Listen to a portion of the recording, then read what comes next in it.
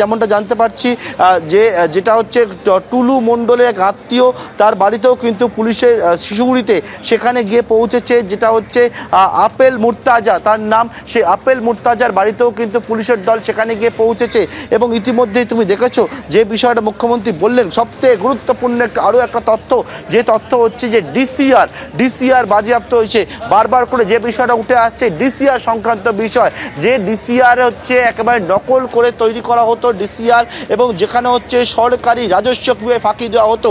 ধরো যে duplicate DCR তৈরি করতো টুলু মণ্ডল অ্যান্ড কোম্পানি, সেক্ষেত্রে ধরো একটা লরিতে যদি 30 টন পাথর ওঠে যায়, সেইটা হচ্ছে 250 টাকা করে পার টন সরকার রাজস্ব পায়। সেখান থেকে দেখতে গেলে 7 থেকে সাড়ে সাত হাজার টাকা শুধুমাত্র ডিসিআরে, নকল ডিসিআর দিয়ে সরকারি যে রাজস্ব সেটা কিন্তু ফাঁকি পড়তো। এবং এর পাশাপাশি হচ্ছে আরও একাধিক বিষয়গুলো উঠে আসছে। একটা লরিতেই যদি এরকম 7 থেকে সাড়ে সাত হাজার টাকা একটা জায়গায় হয়, তাহলে এইরকমভাবে বিভিন্ন জায়গায় তার যে সাম্রাজ্য ছিল বীরভূম জুড়ে, বীরভূমের মোহাম্মদ বাজার, এর পাশাপাশি হচ্ছে নলহাটি, রামপুরহাট, এই যে জায়গাগুলো রয়েছে যেখানে পাথর খাদান রয়েছে, সেখান থেকে হাজারে হাজারে প্রত্যেক দিন কিন্তু এই রকম ট্রাক বেরোয়। অর্থাৎ বুঝতে পারছো, একটা ট্রাকে যদি 7,500 টাকা সে ডুপ্লিকেট ডিসিআর দেয়, পরবর্তীকালে কিন্তু যে এই টাকার মূল্যটা কোন জায়গায় গিয়ে পৌঁছেছিল, এবং যার জন্যই কিন্তু এই সরকারি রাজস্ব ফাঁকি দেওয়ার বিষয়টা স্পষ্ট। একেবারে এই গোটা বিষয়টা এই মুহূর্তে তদন্তকারীদের নজরে, এবং কিভাবে এই টুলু মণ্ডলের সহযোগী হিসেবে কারা কারা কাজ করেছিল তাদের খোঁজে বিভিন্ন জায়গায় ইতিমধ্যে অভিযান শুরু হয়েছে। সরাসরি আপনাদের সামনে তুলে ধরছিলাম সারতাজ ওরফে বাপ্পা, এবং তার বাড়িতেও চলছে এই পুলিশ অভিযান। আর কিছুক্ষণ আগে মুখ্যমন্ত্রী সাংবাদিক বৈঠক করলেন এবং তার বক্তব্যে উঠে এলো এই টুলু মণ্ডলের কথাই।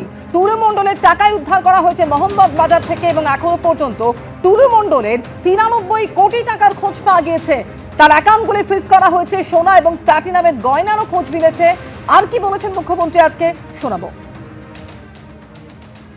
গতকাল মিনার মণ্ডলের বাড়ি থেকে ক্যাশ পাওয়া গেছে 28,50,47,000 টাকা এবং 15 কেজি গোল্ড। ভ্যালুয়েশন অ্যাপ্রক্স 50 কোটি টাকা, মানে গোল্ড ভ্যালুয়েশন নিয়ে। নাজিমউদ্দিন মণ্ডল, ওনার টাকাই ওখানে ছিল।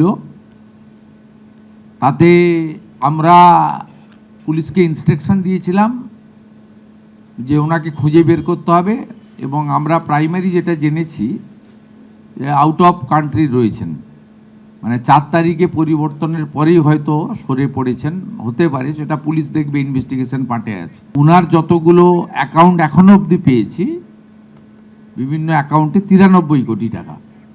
সেই 93 কোটি টাকা আমরা টুলু মণ্ডলের অ্যাকাউন্টসগুলোকে আমরা ফ্রিজ করেছি। এর বাইরেও ক্যাশ রিকভারি করা হয়েছে 53 লক্ষ টাকা। আর আমাদের গোল্ড অর্নামেন্ট 268 গ্রাম, 400 সিলভার 400 গ্রাম, প্লাটিনাম জুয়েলারি অ্যারাউন্ড 23 গ্রাম, 3 ক্যাশ কাউন্টিং মেশিন পাওয়া গেছে, 1 computer, 2 pen drives, 1 CPU and several documents like road challan, DCR, money receipt, chequebook. এছাড়াও আপনার 83টা ট্রাক আর ড্রাম্পার, 83, সেটাকেও সিজার লিস্টে নেওয়া হয়েছে। 21টা প্রপার্টি পেয়েছি, সেটা আন্ডার প্রসেস রয়েছে প্রপার্টি। এই প্রপার্টি লিস্টের মধ্যে আপনার রয়েছে 7টা বাড়ি, একটা ফার্ম হাউস, 2টো পেট্রোল পাম্প, একটা ব্রিক কিল, একটা পার্কিং, 3টে স্টোন মাইন, 2টো ক্র্যাশার এবং আদার্স, সব মিলিয়ে মোট 21টা প্রপার্টি। এই জায়গার পরিমাণ হচ্ছে 300 বিঘা।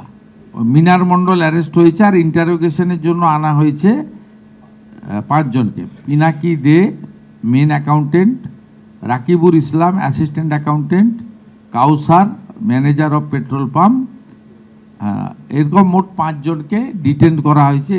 আর 300 বিঘার জায়গার সাথে সাথে 83টা ট্রাকের সাথে সাথে অল টাইপ অফ ভেহিকেলস সিজ করা হয়েছে 242টি।